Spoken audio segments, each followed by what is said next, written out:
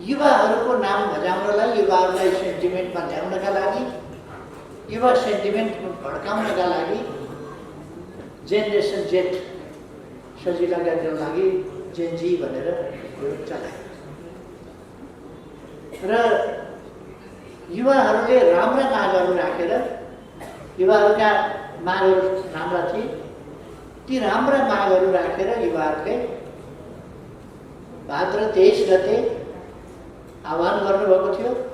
र माइती घर मण्डलादेखि नै युवाहरूसँग आन्दोलन र मुद्दा माग खोसाखोस चलिरहेको थियो।